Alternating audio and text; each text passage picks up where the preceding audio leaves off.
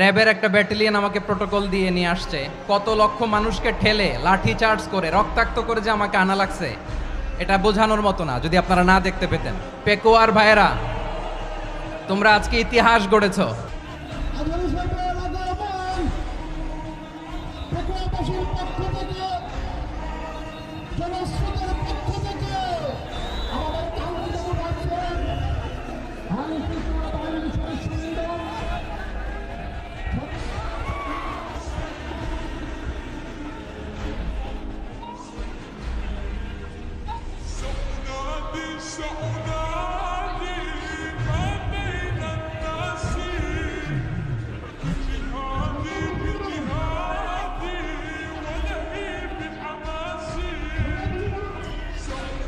আসসালামু আলাইকুম ওয়া রাহমাতুল্লাহি ওয়া বারাকাতুহু। অন্যরা কেনাসন বেগুন গমাসন নে হর্ষবাজারের বেগুন চলি আসছেন পাল্লার। আল্লাহু আকবার, আল্লাহু আকবার, আল্লাহু আকবার কাবীরা। প্রিয় ভাইয়েরা, আপনারা সবাই ভালো আছেন? সবাই ভালো আছেন? আপনারা অনেক কষ্ট হয়েছে আপনাদের, আমি জানি। আর অল্প সময় একটু কষ্ট দিব।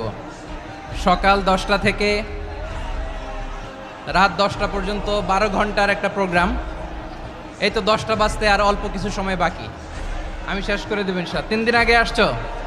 আচ্ছা, মাশাআল্লাহ মাশাআল্লাহ। আমাদের একটা প্রতিবেশী দেশ আছে, আমরা আমাদের দেশ নিয়ে যত ভাবি তারা তার চেয়ে বেশি ভাবে। কথা বুঝতেছেন না? আরো ভেঙে বলতে হবে। আমরা আমাদের দেশ নিয়ে যত উদ্বিগ্ন, এদের আরো টেনশন বেশি। বলেন, আমাদের দেশে শান্তি আছে না নাই? আমরা হিন্দু মুসলিমে কখনো দাঙ্গা লাগে? আসতে বলেন, কেন লাগে? ওদের পূজা পার্বণে আমাদের মাদ্রাসার ছেলেরা যে পাহারা দেয়, চিল্লায় বলেন ঠিক কিনা? আমাদের তাফসির মাহফিলের সময় ওরা ডিস্টার্ব করেন, ঢোল বাজায় না। ওদের পূজা পার্বণের সময় আমাদের তাফসির মাহফিলের ডেট হলে আমরা চেঞ্জ করে দেই। সুবহানাল্লাহ, কি সাম্প্রদায়িক সম্প্রীতির রোল মডেল। আর ওই বাংলাদেশের ব্যাপারে তারা অনেক dish information ছড়াচ্ছিল।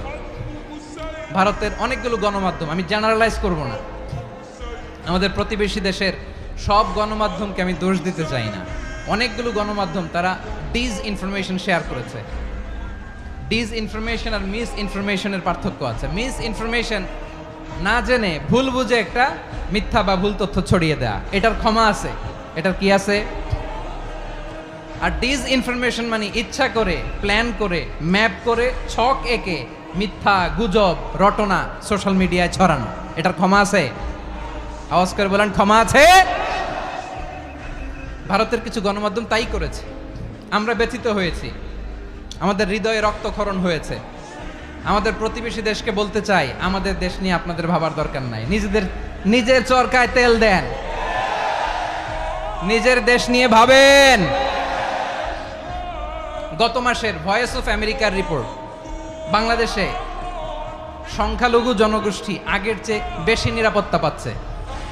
Report voice of America, Muslim report নাকি? মুসলিম জরিপ, ভয়েস অফ আমেরিকা। কথা বুঝে নাই বোধহয়। ভয়েস অফ আমেরিকা কি আমাদের রিপোর্ট? না, ভয়েস অফ আমেরিকার জরিপ, বাংলাদেশের সংখ্যালঘু জনগোষ্ঠী আগের চেয়ে ভালো নিরাপত্তা পাচ্ছে। শুধু এখানেই শেষ না, মাইক্রোসফটের একটা জরিপ শোনাই আপনাদেরকে। তারা সারা পৃথিবীতে গুজব, ভুয়া আর মিথ্যা নিউজ ছড়ানোতে কোন দেশ সেরা একটা রিপোর্ট করেছে। এর মধ্যে 1 নম্বরে এসেছে ভারতের নাম। মাইক্রোসফট তো মুসলমানরা চালায় না? কথা বোঝে নাই বোধহয়।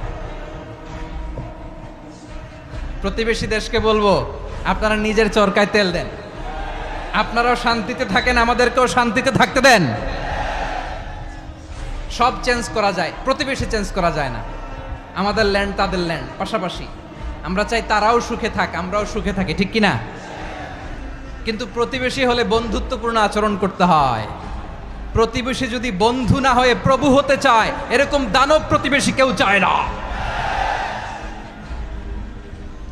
ভারত যদি বন্ধুত্ব উপহার দেয় আমরাও বন্ধুত্ব দিব, কি বলেন?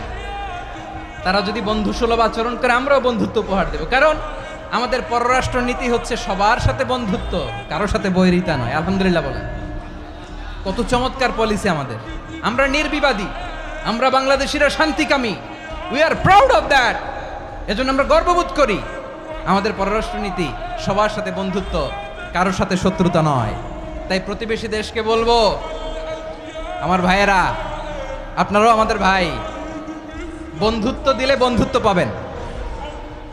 বন্ধুত্ব ইজ ওয়েলকাম, দাদাগিরি নয়। বন্ধুত্ব ওয়েলকাম, দাদাগিরি নয়, লাউড অ্যান্ড ক্লিয়ার। ভারত যদি বন্ধুত্ব দেখায় বন্ধুত্ব পাবে, কিন্তু ভারত যদি বাংলাদেশে আধিপত্যবাদ বিস্তার করতে চায়, বাংলাদেশের 18 কোটি জনগণ সেটা রুখে দেবে। ভারত যদি গৌর গোবিন্দের ভূমিকায় নামতে চায়, দেশের 18 কোটি মুসলমান শাহজালালের ভূমিকায় নামবে।